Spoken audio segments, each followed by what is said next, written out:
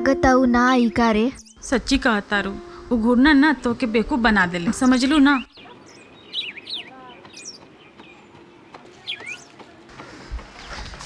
हाय बच्चों, और क्या चल रहा है?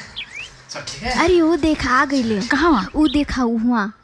अच्छा भइल अकेले अइले। अरे हाँ। आप लोग आज पढ़ाई लिखाई सब कुछ चल रहा है? Good good.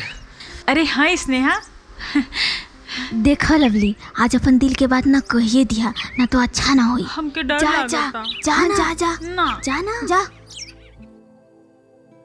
Best luck.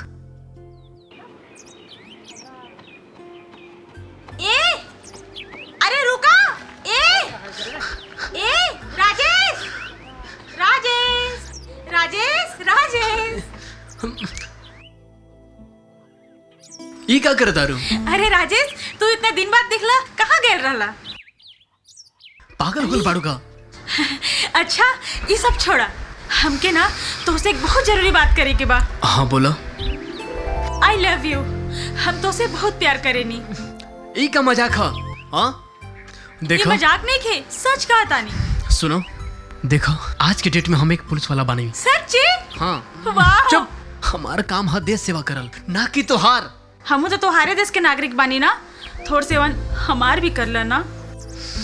देखो ना, तोहर सेवा ठीक बा ना मेवा, जहर बाड़ू जहर, बुझलू?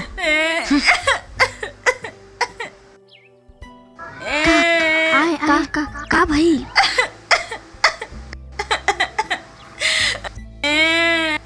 ओहो हाजो ना भाई लेकरा से। So sad.